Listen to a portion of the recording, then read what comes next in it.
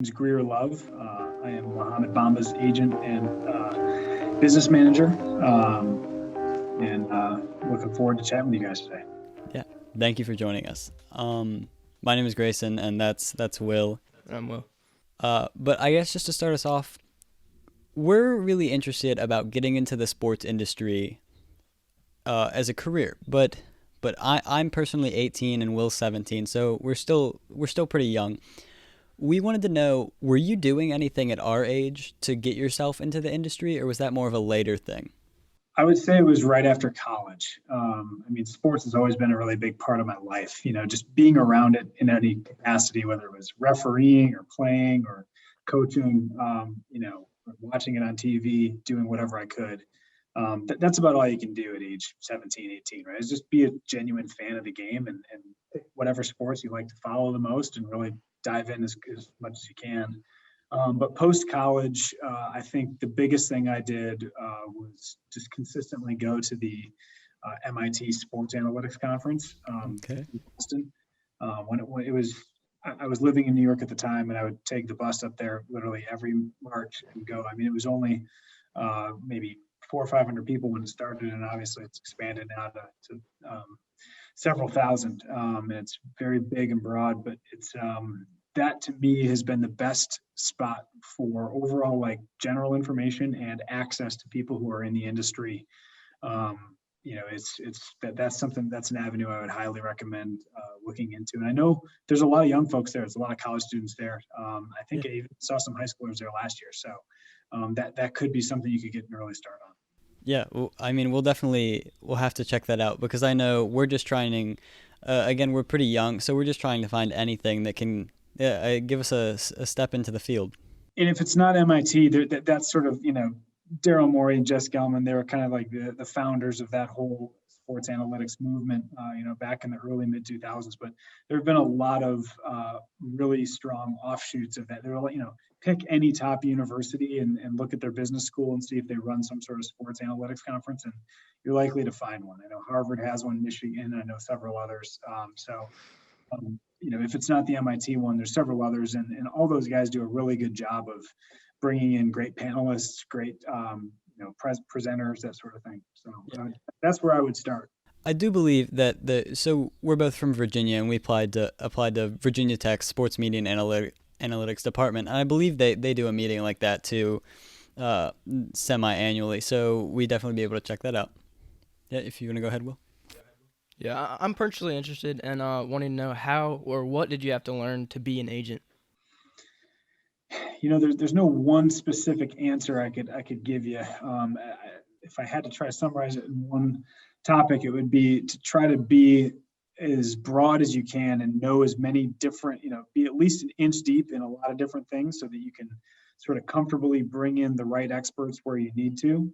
Because Right. being an agent involves wearing a lot of different hats, whether it's on the finance side, on the relationship management side, on the personnel side, on the actual X's and O's of the game, that sort of thing. And there's only a few things that I would ever consider myself an expert at, but there's a lot of things where I could say, well, I'm only one phone call away from an expert who I can have a smart conversation with, bring him or her into whatever conversation we're trying to have to move Mo forward and get to the right person. So finding ways to get to the right people and knowing kind of who the experts really are is probably one of the best skills that served me well. Yeah. So going back to Mo a little bit, as you introduced, you're his agent and business manager, and that he's one of the premier like young products. Got it. Well, it's fine, but he's one of the premier young products in the NBA right now. So, how? Of course, we've read up on your website and Lenox Partners, but what what was the moment that like you and Mo built that relationship and you knew this guy's going to be a stud and you decided to make this your career? Well, I was his first basketball coach when he was in fourth grade. So between fourth and fifth grade, I knew he was going to be a stud at something. He was always very ahead of the game in terms of whatever he was doing. And at the time, he was just a really smart guy who happened to be tall for his grade. He wasn't the tallest, but he was tall. Yeah. he's pretty good at basketball. He's like the third or fourth best guy on the team. So, I mean, obviously never thought he'd even play college, let alone the NBA. But he did have a special knack for leadership and forming relationships with people. He's a very well liked guy. I think that's Yeah. pretty well documented, and he had that very early on, and that was evident that he was really good at forming relationships early, and being endearing not only to his classmates but to teachers and gym teachers, coaches, that sort of thing. Yeah. Will, if you want to go ahead. Yeah, I want to know a little bit about your just relationship with Mo and how you, from an agent standpoint, when you see him succeed in the NBA, how that affects you. Every day I go to bed at night worrying about something, like that we're not doing enough in some category. And so I try to figure out everything we can do to supercharge his development, whether it's on the nutrition side, whether it's because every little thing we do at home and with him in the gym leads to his success on court. So keeping him healthy, making sure he's at the right weight to be most effective for his position, working on the critical skills that he's going to need to continue to grow. And it is special when you can sort of see that translate to the court, and you see the skills that he's worked hard on in practice sort of translate on the court. So, it's still very early in his career. He's got a long way to go, but it's you kind of ride with the highs and lows of everything he's experiencing out there. You're on. I mean, if you really care about the people you manage, if they're struggling or if something's not going right for them in practice one day or whatever, and they tell you about it, that bothers you too. And then you're up all night trying to figure out, okay, well, is there something I could do that would help him get through this? Or, is there some resource I could provide him that would, make this easier on him? And so. Yeah. I definitely think it's really apparent that you guys have built not just like a business relationship, but a really good a partnership, but with just everything we see off the court, but also with your business. If we could get you to talk a little bit, just how did Lenox Partners like start, and how did you guys decide to develop that? Well, Lenox is the street that Mo grew up on in Harlem, 112th and Lenox, and so That's awesome. there's a lot of family offices and private equity firms that are kind of named after an avenue or kind of harken back to some sort of shared experience, some place that you guys visited or, whomever the founding people were. So Lenox is kind of where it all started for us.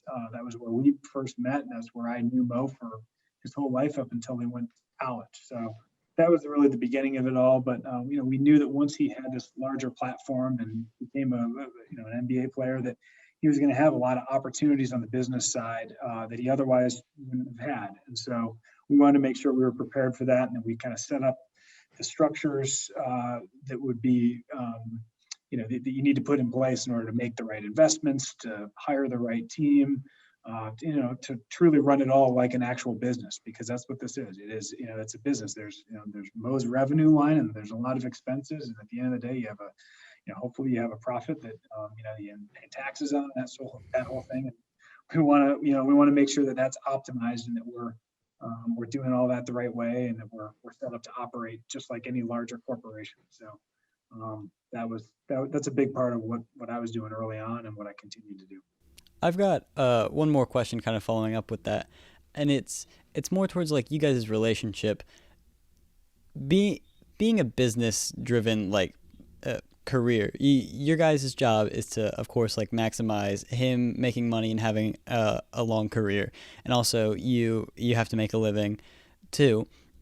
Do you believe having like such a close personal relationship with Mo has been beneficial towards that, or would you say it's really just at the end of the day you treat it as a business, and being friends is just a plus on the side?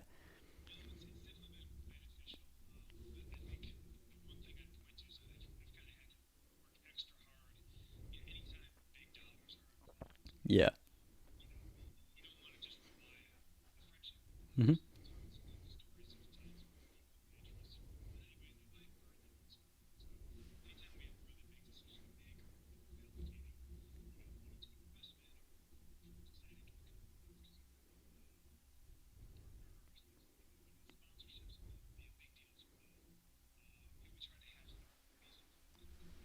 Okay.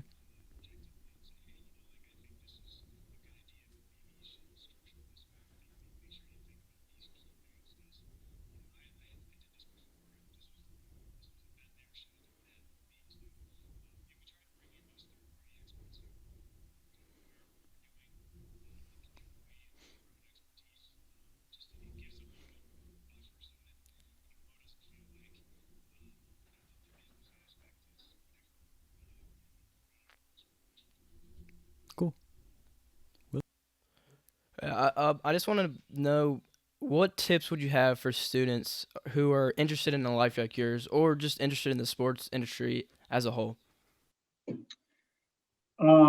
Well, the sports industry is tough to crack because there's a lot of people who grow up, playing sports and want to be in it, right? And so, it's especially at the entry level. It's you don't make a ton of money until you really get up to the highest ranks, and so there's a Right. lot of paying your dues. You have to be comfortable with that. You have to be willing to work really hard for probably a lot less than you could make in some other industries, but just genuinely really love what you're doing. And so how do you prove that you can do that before you actually have the job? I mean, that's the age old question, but just be really good at whatever job you take right out of college, whether you want to do something in finance or law, or I mean even medicine. I mean there's a whole engineering, any real strong profession. As long as you're really good at what you're doing, if you want to get into the sorry about that. If you want to get into the sports business, if you can demonstrate when you're in a job interview and you've worked in industry X for 3 or 4 years or 4 or 5 years, however long it's been, and you can sit across the table and somebody will say, well, what about your previous job translates to what you're doing today? There's a lot of things that you should be able to say just from a work ethic and pride in the type of work you're doing. And being able to point to something and say, well, look, if I was this successful in this industry and I was top of my class here, or was in the top bucket of my analyst class or whatever it is, there's a lot of people that will take a chance on you as long as you can prove that you've sort of risen to the top of whatever you were previously doing. So I wouldn't get too focused on like, oh man, if I don't have my law degree, then I'll never work in sports. Or if I don't major in business, just be really good at whatever you do decide to major in and find a way to work that into whatever kind of niche of the sports industry you're ultimately most interested Awesome. I've got one thought, and this is just something I'm wondering because you've definitely established yourself into a pretty good place in the sports world. But for people like us, and we're going into college now, and of course we plan to work internships, and I plan to work the football games and the production crews for all of that. Would you say coming out of college, if we got an opportunity to take a job in something sports related, but maybe not exactly what we're looking for. Say if I'm looking to go into broadcasting for like NFL Sunday or something like that, but I got a job as a statistician. Would you say it's better to just take the job that you're given, or should you just like hold out and look for that premier job? It's a really great question. I would say hold out to an extent. Yeah. You don't want to be someone who's always looking for the greener grass, right? Like I know way too many people who they had one job and then some other opportunity came up 6 months or 12 months later, and they quit that job. You look at their resume, you look at their LinkedIn, and they've only been in the workforce for 3 or 4 years, but they've had 7 different jobs. And you're just like, wait, how is that even possible? Or even been in the workforce for 2 years and had 3 jobs. Like I do think there is a lot of value in being able to say, you know what, I stuck this out. It wasn't exactly what I was looking for, but I was the best X at whatever I was, and Yeah. I stuck that out for a few years, and I showed that I can, because ultimately when you're in that job interview, somebody's going to say, well, you've had 4 jobs in the past 2 years. What assurance do I have that you're Yeah. not going to leave here in a year or Can in they a year? rely on you? Can I rely on you? And so that is big. But I would say you should be judicious about you don't just take anything. And hold out as long as you can until you feel like you have something that will at least give you some sort of angle that you can translate to the job you ultimately want. Yeah. But at the end of the day, I wouldn't take a year off to go do that, right? I mean, work Definitely. experience is very important, and you kind of got to run those parallel paths while you're in college, and like you said, get those internships and get as much broad experience as you can, so that hopefully you have a couple options to choose from when you graduate. All right. You got anything, Will? No, I'll just say thank you so much for doing this with us. This was a great experience, and you were great to talk. I appreciate it. Well, thank you, and it's been great to talk to you guys. Definitely stay in touch. You get my email, so Yeah. don't hesitate to reach out if there's anything else I can answer. Yes, sir. Like Will was saying, we're really appreciative of this, and And hopefully in the future we'll be able to reach out again when we're a little farther along and just be able to share with what you've helped with us. Definitely. I look forward to tracking your guys' project. Thank you. All right. Well, we hope you have a great day, and thank you for the podcast. You too. Take care. Take care.